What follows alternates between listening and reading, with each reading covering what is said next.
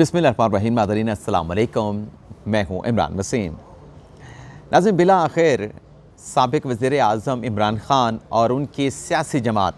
पाकिस्तान तहरीक-ए-इंसाफ़ ने एक बड़े अहम मामले पर मशरूत रज़ामंदी का इज़हार कर दिया है। ये क्या मामला है, एक तो इसकी तफ़सीलात आपके साथ हम शेयर करेंगे और फिर पंजाब के साबिक़ वज़ीर आला चौधरी परवेज़ इलाही की गिरफ़्तारी, इस खबर पर भी बड़ी अहम तफ़सीलात हैं, वो भी आप नाज़रीन की खिदमत में पेश करेंगे।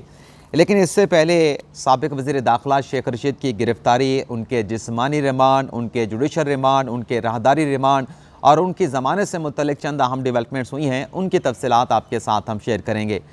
एक तो नाज़रीन डेवलपमेंट ये हुई है कि कराची पुलिस जो शेख रशीद को इस्लामाबाद से गिरफ़्तार करके कराची में ले जाने के लिए शायर इक़्तिदार पहुँची हुई थी, आज एक मरतबा फिर कराची पुलिस ने एफ8 कचहरी से मकामी अदालत से रजू किया है कि उन्हें राहदारी रिमांड दिया जाए शेख रशीद को कराची मुंतकिल करने के लिए। लेकिन अदालत ने एक मरतबा फिर कराची पुलिस की इस इस्तदा को रिफ्यूज़ कर दिया है, मुस्तरद कर दिया है और ये हुक्म दिया है कि कराची पुलिस अगर साबिक़ वज़ीर दाखिला शेख रशीद से किसी किस्म के मामले के ऊपर जो भी मुकदमा उनके ख़िलाफ़ कराची में दर्ज हुआ है उस पर तफ्तीश करना चाहती है, इंक्वायरी करना चाहती है, तो अडयाला जेल जाए और वहाँ पर जाके शेख रशीद से तफ्तीश कर ले, इंक्वायरी कर ले। जो भी सवालात हैं अडयाला जेल में जाके अदालत ने कहा है कि कराची पुलिस जो है वो अडयाला जेल में जाके शेख रशीद से उन सवालों का जवाब जो है वो पूछ सकती है। तो अदालत के इस ऑर्डर के बाद जो कराची पुलिस है वो अडयाला जेल पहुँची है, वहाँ पर उनकी शेख रशीद के साथ मुलाकात करवाई गई है और कराची पुलिस ने शेख रशीद से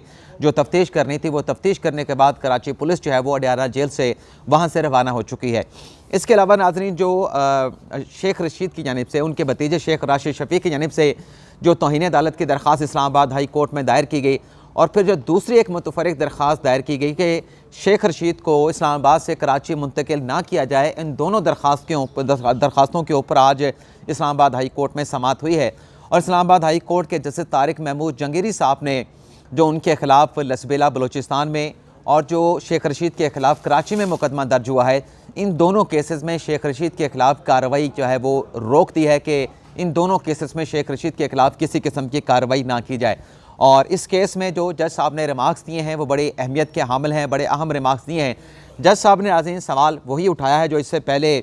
जब खैबर पख्तूनख्वा की हुकूमत मौजूद थी PTI की और पंजाब में तहरीक-ए-इंसाफ़ की हुकूमत मौजूद थी और फिर आप नाज़रीन जानते हैं कि PTV में एक मियाँ जावेद लतीफ़ ने प्रेस कॉन्फ्रेंस की थी और उस प्रेस कॉन्फ्रेंस की बुनियाद के ऊपर जो सेक्रेटरी इंफॉर्मेशन थे, जो वज़ीर इत्तलात व नशरियात हैं मरीम औरंगज़ेब और मियाँ जावेद लतीफ़ के ख़िलाफ़ पेशावर और लाहौर में मुकदमात का इंदराज हुआ था, उस केस की समाअत करते हुए जैसे तारिक महमूद जंगीरी साहब ने सवाल उठाया था कि वक़ूआ अगर इस्लामाबाद में हुआ है तो फिर इन लोगों के ख़िलाफ़, मियाँ जावेद लतीफ़ के ख़िलाफ़, मरीम औरंगज़ेब के ख़िलाफ़, सेक्रेटरी इंफॉर्मेशन के ख़िलाफ़, PID के जो DG हैं उनके ख़िलाफ़ लाहौर और पेशावर में मुकदमात का इंदराज कैसे हो सकता है। तो आज फिर जज साहब ने वही रिमार्क्स दिए हैं कि जो पहले आप कर रहे थे, आज वही जो है वो वफाकी हुकूमत अपने सियासी मुखालफिन के ख़िलाफ़ कर रही है और ये मामलात कब जाके जो है वो ख़त्म होंगे, किस जगह पे जाके इनका इख्तिताम होगा। और जज साहब ने फिर ये कहा कि कानून के मुताबिक जिस जगह पे स्टेटमेंट दिया गया है, जिस जगह पे वक़ूआ हुआ है, वहाँ पे मुकदमा दर्ज हो सकता है।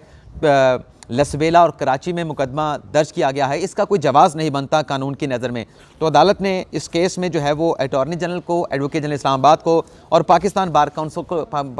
काउंसिल को जो है वो मामनत का नोटिस जारी कर दिया है। इसके अलावा नाज़रीन एक और छोटी सी खबर है शेख रशीद से जुड़ी है।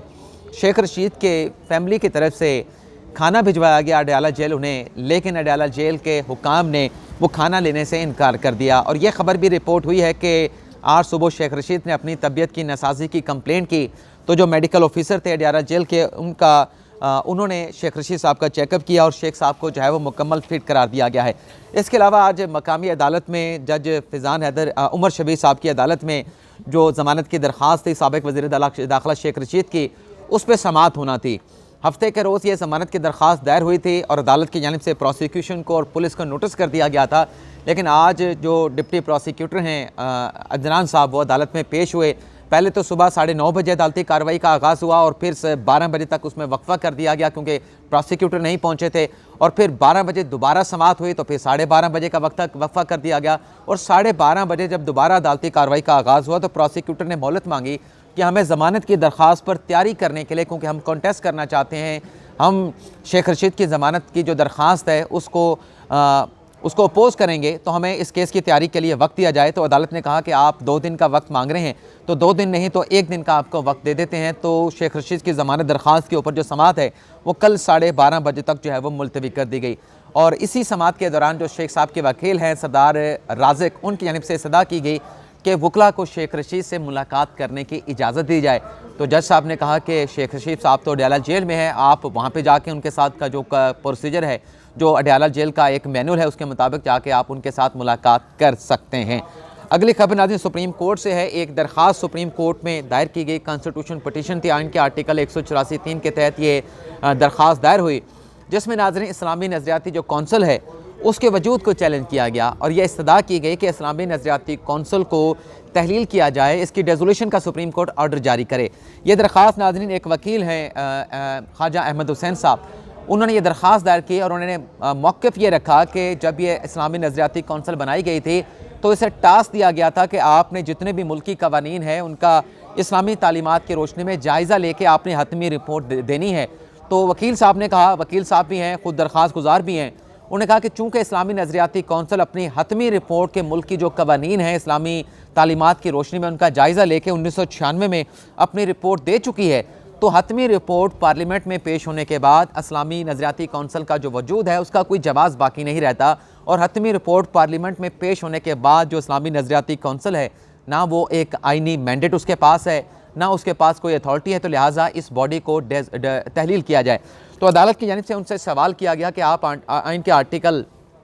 230 के सब आर्टिकल 4 का हवाला दे रहे हैं जिसमें एक रिपोर्ट का जिक्र किया गया है, तो ये जो मैंडेट दिया गया था आइन में इस्लामी नज़रियाती कौंसल को, ये माजी के कवानीन का जायज़ा लेने के लिए कि इस्लामी तालीमात की रोशनी में कवानीन का जायज़ा लें और बताएं कि कौन सा कानून जो है वो कुरान और सुन्ना के मुनाफी है। तो ये तो जो उस वक्त कानून मौजूद थे उनका जायज़ा लेने का मैंडेट दिया गया था, लेकिन उसके साथ साथ जो उसके बाद जितने कवानीन बने या 1996 के बाद जितने कवानीन हैं वो उनका अगर इस्लामी तालीमात की रोशनी में जायज़ा लेना है तो ये मैंडेट अभी भी इस्लामी नज़रियाती कौंसल के पास है। तो ये आप किस तरह से कहते हैं कि इस्लामी नज़रियाती कौंसल की अब ज़रूरत कोई बाकी नहीं रही। तो वकील दरख्वास्त गुजार ने कहा कि अगर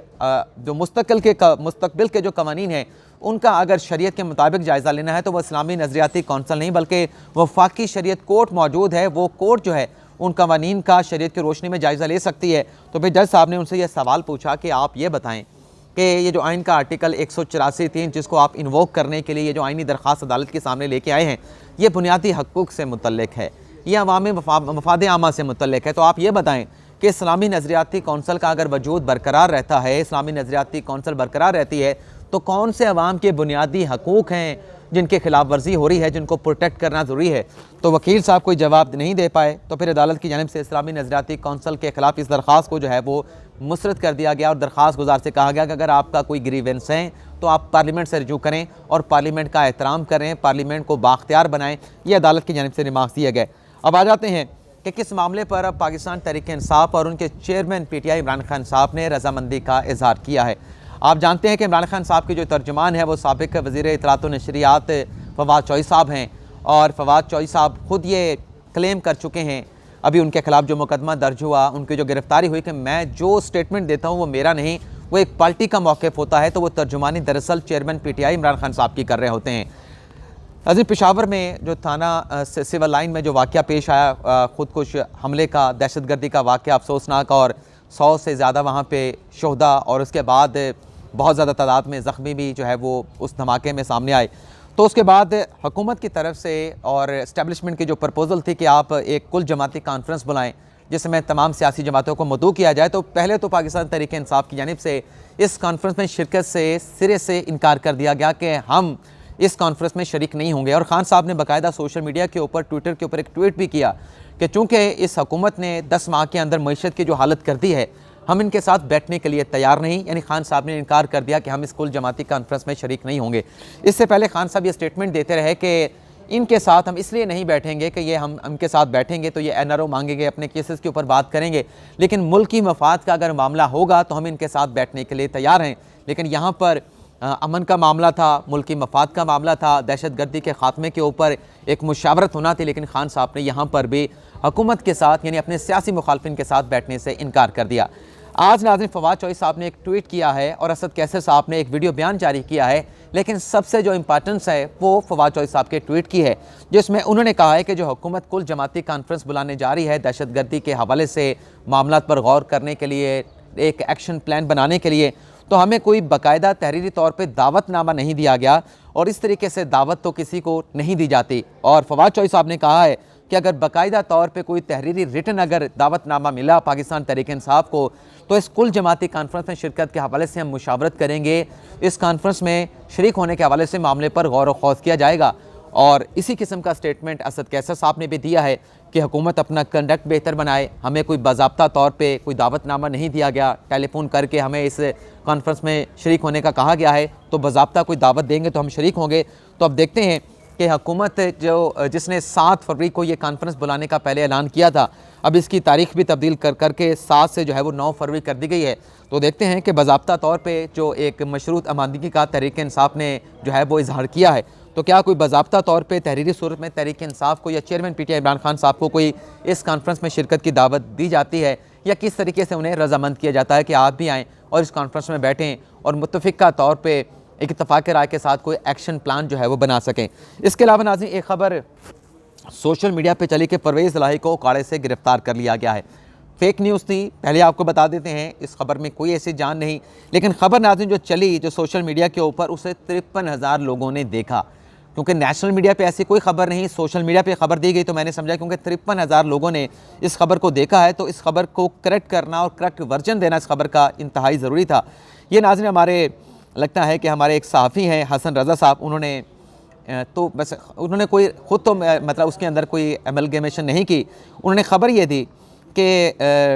परवेज़ इलाही साहब को जो है वो गिरफ़्तार कर लिया गया है ओकाड़ा में, और उनके खिलाफ जो मुकदमा दर्ज है उसकी कॉपी भी उन्होंने अपनी ट्वीट के साथ जो है वो अटैच कर दी। तो इसे 53,000 लोगों ने देखा, लेकिन बाद में उन्होंने जो अलहदा उसको कोट करके रीट्वीट किया कि परवेज़ इलाही वल्द कासिम अली, कौम झीरा, सकना फतवाना, ये कोई आम बंदा है जिसका नाम भी परवेज़ इलाही, और इस बंदे का चौधरी के साथ कोई ताल्लुक़ नहीं है। तो पहले जो इन्होंने ट्वीट किया हमारे भाई हसन रज़ा साहब का, इन्होंने 53,000 लोगों ने इसे व्यू किया, वेरीफाइड अकाउंट थे ट्विटर के। तो अब जो इन्होंने दोबारा इसको रेक्टिफाई किया या इसको क्लियर किया, इसकी वजाहत की, तो इसे सिर्फ 600 लोगों ने देखा। तो हमने समझा कि ये खबर भी आपके साथ जो है वो इसे क्लियर करते हैं, वजाहत दे दें कि वो परवेज़ इलाही साहब चौधरी परवेज़ इलाही बल्कि और परवेज़ इलाही साहब थे, उकाड़े के थे, और उन्हें मंशियात के रखने के इल्ज़ाम में गिरफ़्तार किया गया था। और जो चौधरी बरादरान हैं, इस गिरफ़्तारी का चौधरी बरादरान या चौधरी परवेज़ इलाही के साथ किसी किस्म का कोई ताल्लुक़ या वास्ता नहीं है।